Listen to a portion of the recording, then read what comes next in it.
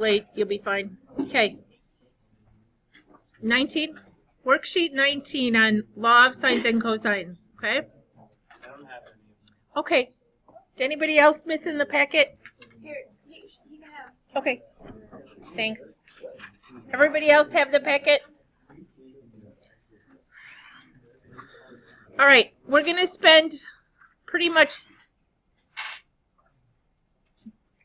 a chunk of the week working on law of sines and cosines and area of triangles. This should be review. You either had this and or in honors geometry, in honors algebra 2. I don't know if it's taught in regular algebra 2 as of the last couple years, but it is definitely in trig if you had trig. So law of sines and cosines work for any, it might be out, just use a regular stapler. The law of sines and cosines work for any triangles. That means you don't have to have right triangles. SOHCAHTOA stuff only works for right triangles. You all right over there? He forgot how to use a real. All right. Law of sines works when you're given angle, angle side, or angle side angle information. Law of cosines, we're going to talk in a minute, works for side angle side or side side side. But you remember in geometry there was the donkey theorem, which was that or backwards this, right? There is no theorem that says if you have two sides and a non-included angle that the triangles have to be congruent. In fact, that information could lead to two different triangles. We're going to talk about that today, and that's something that you didn't do much of in probably some of your other classes. All right, the law of sines just says the sine of any angle is in proportion to the length of the side opposite in the way that the sine of any other angle in the triangle is proportional to the side opposite. So this is what it looks like on your paper. We're going to do this example right over here. Solve is not my very favorite thing to do because it means find everything that's missing in the triangle. Okay, all the missing sides and angles. It's great for homework, but on a test or quiz, it generally means if you mess up one of them, you're going to mess up the rest of the problem. So therefore, on the quiz that we have coming up, I will ask for one specific piece of information on a triangle, and then I'll go on and give you a new triangle and ask for another piece of information, so that doesn't happen, okay? For this example, though, we're going to solve. Everybody remembers that if you have a capital A, it's an angle, a lowercase a is a side across from that angle, and so on. So in this picture, the things we need to find are capital C, this missing angle, and lowercase c and b, those two missing sides, in order to solve this. Now, before we set up and use law of sines, what mode do we need to be in? We have to be in degrees because these are in degrees. Okay? So put your calculator in degree mode, go mode, degrees. I need everybody to type today because if you're not getting these answers, then we need to talk. Okay, as we go through this. Sum things up with your calculator or where you're closing parentheses, etc. All right, for this problem, the ones we know across from each other are A. We know that the sine of 30 is across from a side of 15. So I'm going to use that information maybe to find B first. The sine of 100 is across from side B. So I'm going to cross multiply and divide. Everybody good? So B will be the cross product going this way, 15 times the sine of 100, and it brings up a parenthesis that you have to close. And then we need to divide that by the sine of 30. If you don't close the last one, it doesn't matter. Anybody get an answer for B? 29.5? How do we decide if that's reasonable? if it's across from a 100-degree angle and across from a 30-degree angle was a side of 15, this should be greater than 15, right? Longest side is across from largest angle. Does that sound familiar? From smallest side is across from smallest angle. All right, to continue, we need to find the angle at C. What's the geometry concept here? Angles in a triangle have to total 180, so this has to be 50 degrees.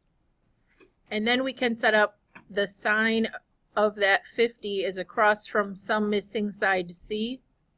And you could use either of the other ones. I always use the one the book gave me, or the one that was given in the problem. The sine of 30 is across from 15. I don't want to use that 29.5 if I don't have to, because if I messed it up, it'll mess up the next problem.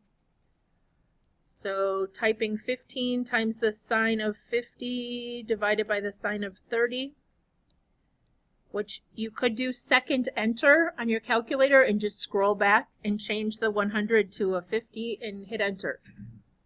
You don't have to retype the whole problem. Anybody get a value for C? Roughly 23, it rounds, right? Yeah, 23. Does that seem reasonable? It's in the middle of our other two lengths of sides, right? It's the medium side across from the medium angle in this one. Do you remember the rule as well that any two sides of a triangle have to add up to be greater than the third side? So if I add 15 and 23, that's more than 29.5, so I'm good. I can't have sides that make a triangle of 1, 1, and 3, right? Everybody remember those rules? Any two have to add up to be greater than the third, and 1 plus 1 is not greater than 3. All right, some things from geometry to help us make sure we're getting reasonable answers. All right, which situation is this? Is this angle, angle, side, side, angle, side, angle, side, angle? What's going on here? Angle. Two angles, and is it the side in between connecting those two angles? No, so it's two angles and a side not included. All right, in order to solve this, we can use, these two are across from each other, so we could find this missing side A, side C, sorry, I wrote an A over there and confused myself.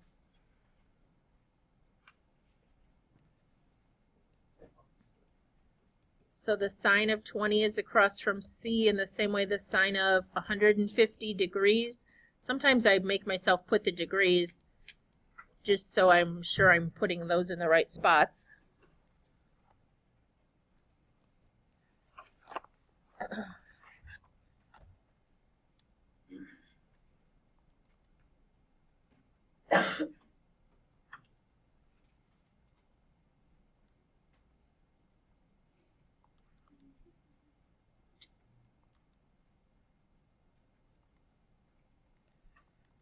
Sorry, I typed mine wrong. Anybody else get 136.8?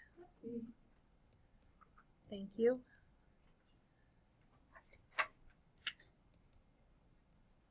What else are we missing on this triangle?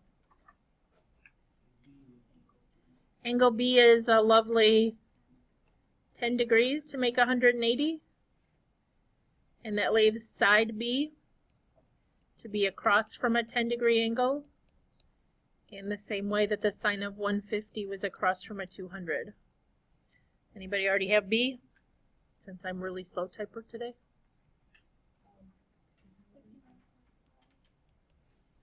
Right, anybody not getting those answers?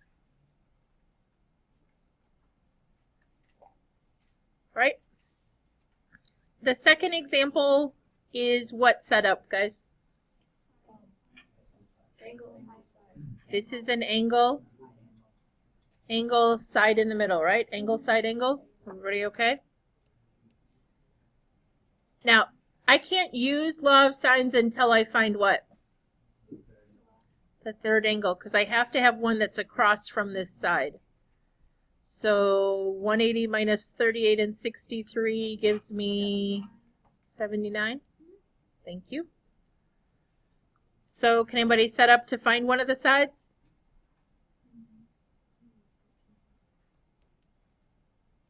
Okay, so you found P first, so you set up sine of 79 is across from 15. The same way sine of 63 is across from P.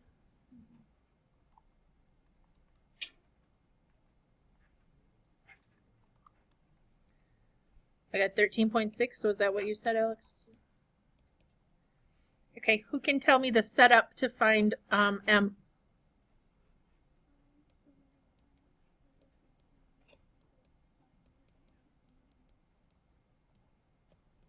Very good.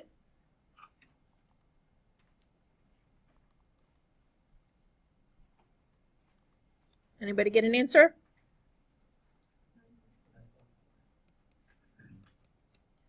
Okay, and are those reasonable, guys?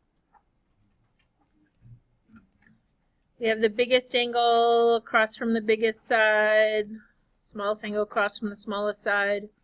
Mixed triangle, looks good. All right. There is a reason there was no donkey theorem in geometry, okay? When you take an angle and you connect two sides to it, it could be impossible to make a triangle, okay? It could just dangle off the end here. It could make exactly one triangle, or in a situation like this, given angle side, it could, the 1 inch side could hit here, or it could fold under and hit over here, and that would be two separate triangles given by the same length. Okay? Two separate triangles using the same exact information. When you have this angle side or side angle situation, it's called the ambiguous case. You have to decide, is there no triangle that exists, exactly one, or does more than one triangle exist? There's a fancy way that they talk about how you could determine that if you want to memorize all these possibilities. I don't. I just try it and see what happens. I want to explain why it's possible to have two. Guys, type this on your calculator real quick. Sine of 40 and hit enter. And then type the sine of 140 and hit enter. What do you notice? They're exactly the same. So when you type, what did it come out? About 6.64? When you type the sine inverse or second sine of 0.64, you get about 39.8 degrees. But that's not the only place that the sine has that value. All right? The same is true of cosine tangent. They have this value somewhere else in the unit circle. The problem is sine has that value somewhere in quadrant 2, and a triangle can have an angle in quadrant 2, yes? So if I do 180 minus 39.8 and try the sine of 140.2, I still get 0.64.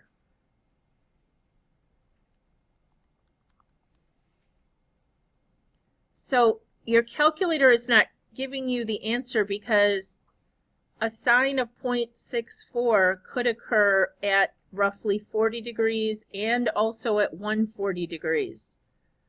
Well, cosine and tangent and cosecant and secant have repeated values. They don't occur in the second quadrant where they repeat. And once you get past 180 degrees, it can't be part of a triangle, right? All right, so that's the why it works in another explanation. It's study tip when solving, try and draw a reasonable triangle. It'll help make sure that everything matches up.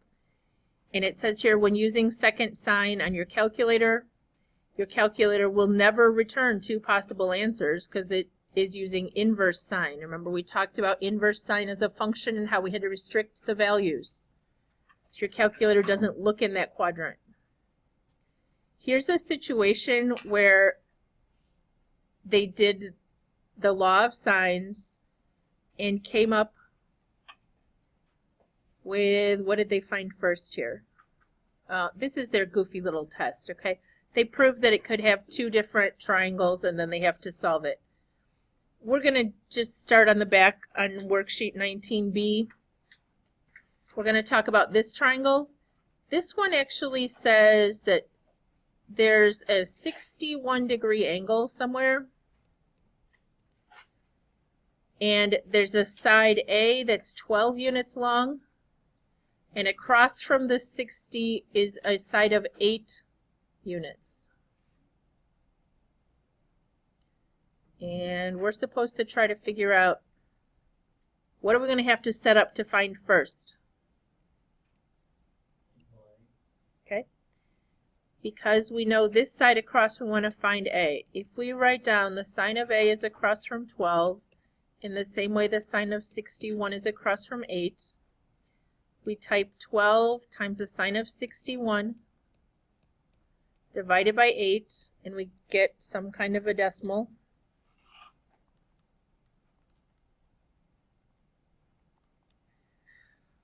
.311 or 312 or something. Is that the angle? No, that's the sine of angle A. And somebody in here recognizes a problem right away. But most of us would just go ahead and type second sine of that, and the calculator will give us what? Some kind of an error. Can the sine ever be greater than 1? No. This is not possible.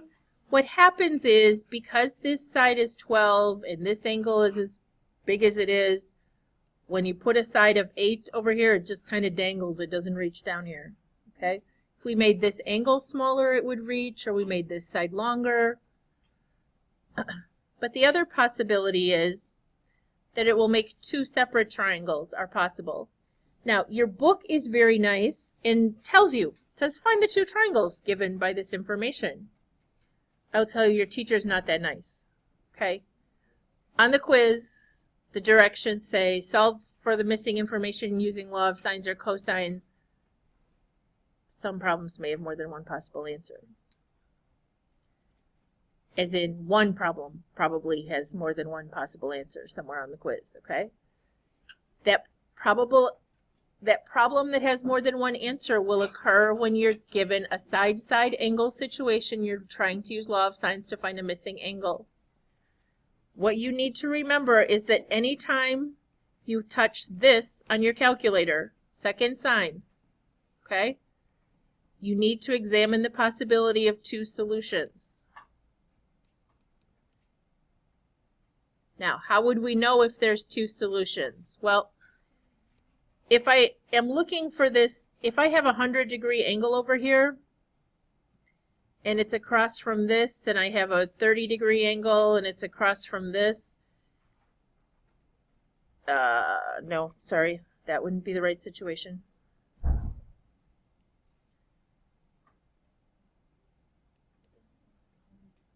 No. But when I go to do this, and it tells me this can be either 30 or 150, what do you think? Can I have 100 and 150 in the same triangle? No. So a lot of times you're just going to be able to throw one of these possible solutions away. All right, let's see when you can't. This is what's going to happen. All right, I'm going to sketch this triangle, ABC. A is 38 degrees, and across from that is a side of 8, and side B down here is 10. So what am I going to set up to find first? Angle B. Okay? I'm going to say the sine of angle B is across from a side of 10 in the same way that a sine of 38 is across from a side of 8. Sorry, I squished that in there. I don't know if I can make it.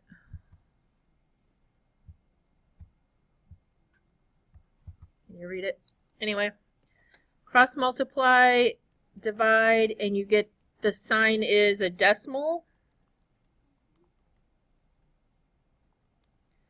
Like 0.7696. Then what? You have to do second sine of that angle. And you get angle B is 50.3. Anytime you do second sine on your calculator, there's two possible solutions that would fit in a triangle. The other one is the supplement of that. So do 180 minus that angle. And the other possibility is 129.7. Now, can this angle be 129.7? Well, it's across from a longer side than 38 is, right? Can you have a 129.7 and a 38 and still have something left over to make a third angle? Yes. So you can't throw either one of these away. The trick is students generally can figure out that there's 2 on that first one, but then they get confused how to solve the whole separate triangles. Well, they're 2 totally different triangles. Okay, so you have to put in a 50.3 for angle B, and then solve for angle C and side C. And you have to start over and say, well, if B was 129.7, then what would it mean for angle C and side C? You guys okay? So if I had a 38 and a 50.3, I do 180 minus both of those and get 70.3. That doesn't make sense. What did I do, guys? I got 18 instead of 180. Nice typing, Ralph Bauer. Anybody get an answer? 91.7, is that right? Oh, if I could write, I could be a teacher. 91.7, okay? We have to find side C by saying the sine of 91.7 is across from some side C in the same way the sine of 38 was across from 8.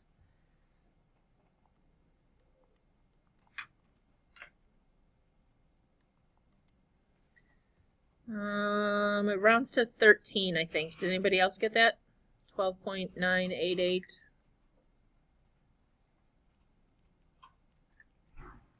Am I crazy or did somebody get that? We good? Okay. This triangle separate. Okay, I can't say this is 91.7 degrees anymore. If I had a 38 and a 129.7, what's left over to be angle C? 12.3, which is going to make side C shorter, right? So this time, if the sine of 38 is across from 8, the sine of 12.3, again, if I could write,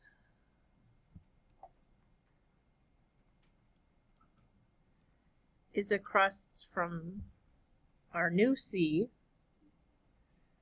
8 times the sine of 12.3 divided by the sine of 38, 2.8. Now, are those both possible? Well, smallest angle, smallest side, biggest angle, biggest side. Biggest angle, biggest side, smallest angle, smallest side. Do 8 plus 2.8 make it greater than 10? Barely, but yes. Okay. So there are 2 possible triangles, which they nicely told us. Okay. All right. Law of cosines is for when you are given 3 sides or 2 sides in an included angle. When I usually would teach it, I would say the side opposite of some angle we're going to know is squared is equal to the length of one of the adjacent sides squared plus the other adjacent side squared minus 2 times that same 2 adjacent sides.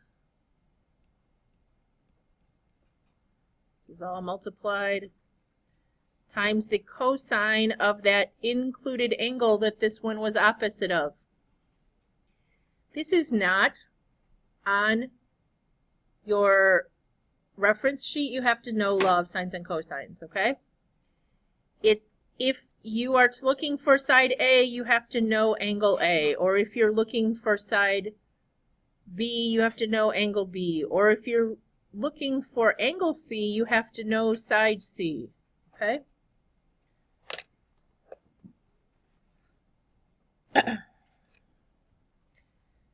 I'm not sure I said that right, because you can be looking for angle A and you're going to know all three sides. But the important thing here, these have to be opposite places. All right? All right, which situation is this? Side, side, side, or side angle side? This is side angle side, so to find the side opposite of angle B, you would say b squared or x squared equals 8 squared plus 10 squared minus 2 times 8 times 10 times the cosine of 100. You do it enough times, you'll have it memorized. This one you can type in all at once, but it is very important you understand all of this is multiplied together. You cannot hit enter at any point back here. You'll get the wrong answer. You have to type it in all at once. So 8 squared plus 10 squared minus 2 times 8 times 10 times the cosine of 100. 191.8, anybody? That seems a little long for a side in that triangle. Yeah, I still have to square root to get b.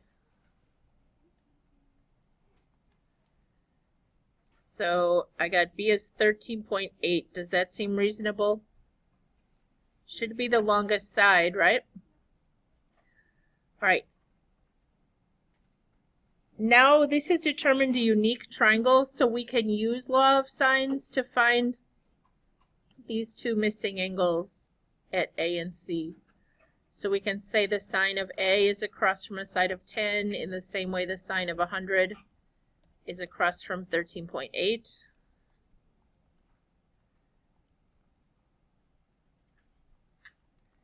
What do we have to do at the end? Yeah, this is not 0.7136. Now, I just did second sine and got 45.4. Does that mean I need to look and see if 180 minus that works? Well, if I do, I get 134.5, I think. Can I have a 134.5? Not when I already had 100. Okay, once you've already used law of cosines, you really don't have to examine the two possibilities for law of sines. All right. Do we need to go ahead and find, what are we still missing? Angle C? We don't have to use any special law, do we? Yeah, if we know this is 45.4, subtract from 180 and we get what?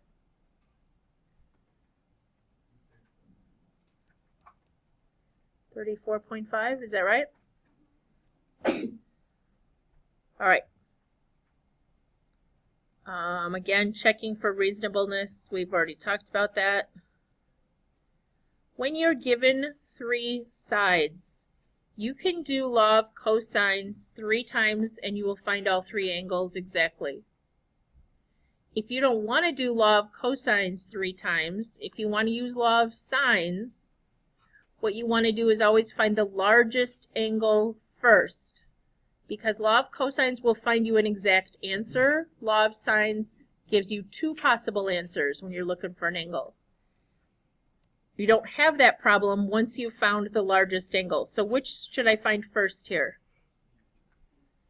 Okay, if I want to find C first, I want, at the end, I want it to say cosine of C. So at the other end, the other side of the equation, it has to say C squared equals A squared plus B squared minus 2AB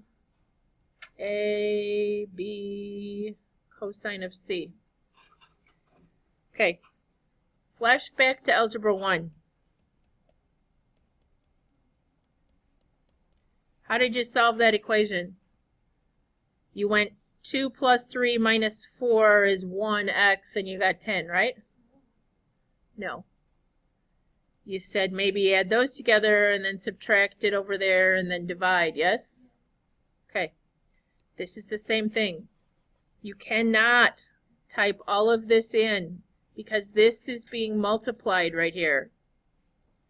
This is how I think of it. I think to myself, just like I did on that example I wrote down, I'm going to subtract these two guys over to the other side because they're being added.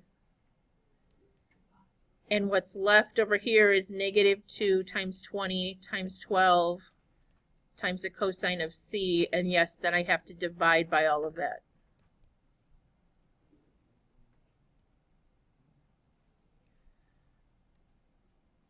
So if I type 28 squared minus 20 squared minus 12 squared, I get 240. If I do -2 times 20 times 12, I get -480. And that mess is the cosine of some angle C. So what do I need to type? Inverse cosine of 240 over -480. That's one you should actually have memorized. 240 over 480 is a half, whose cosine is -1/2.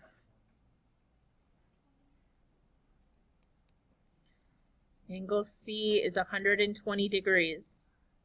Now, can either one of the other ones be obtuse? No, and even if we got a smaller number for angle C, if it wasn't obtuse, it would still be the largest angle, so we wouldn't have to worry about law of sines giving us two possible solutions. We actually only need to do law of sines once, because once we know B or A, we'll be able to find the other one. So if we set up the sine of 120 is across from 28, in the same way the sine of, we'll say A is across from 20.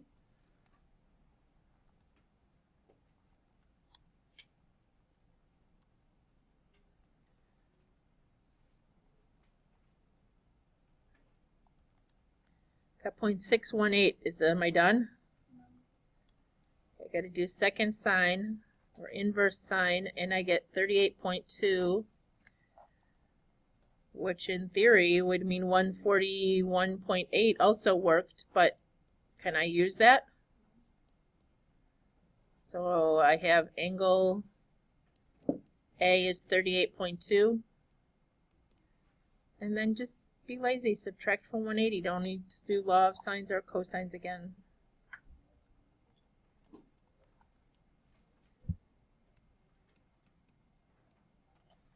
Everybody okay?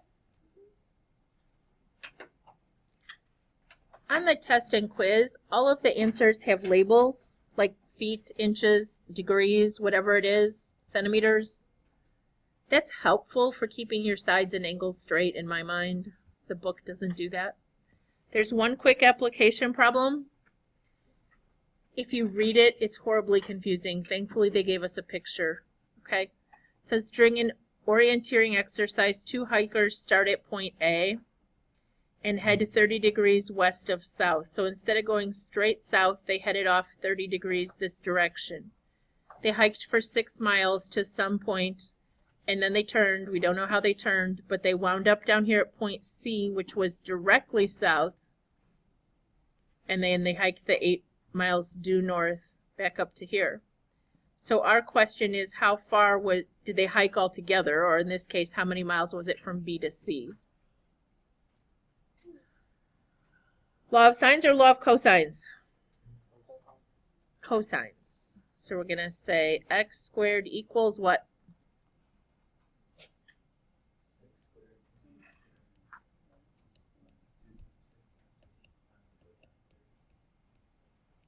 Good job.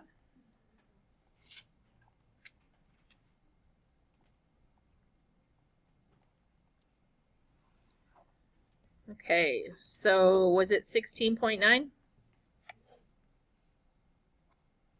Is that how far it is from B to C? No, be careful. What did I forget to do? And when you don't get a really obscenely large number, sometimes you forget to square root. Make sure that you check at the end. Oh, it's 4.1, isn't it? No? Okay, but it's 4.1. Yes. Did I? Okay. Sorry, I got all confused. And that's all it asks in this application. Tomorrow we're going to talk about area of triangles given different situations. Besides, 1/2 base times height, there's other ways to find area using trig. We're also going to do a bunch more application problems. Okay? You don't have an assignment written at the bottom of this. It just says to see the bottom of worksheet 20 just because I didn't retype it twice. Okay? The bottom of worksheet 20 has a lengthy book assignment on page 298. It's not as bad as it seems. I was really careful to not assign more than 2 of any kind, okay? So,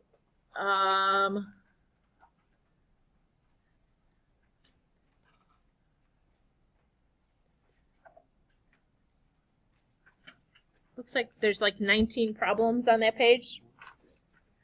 And then there's worksheet 21 and 22, and those are all applications of law of sines and cosines. Okay? So you can get started on any or all of that tonight. Do not leave it all for the work day on Thursday, or it will not go well. And I will not be here on Thursday, okay?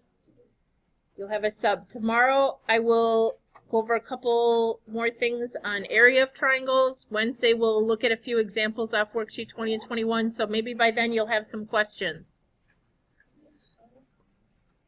Yeah, I have to be at the board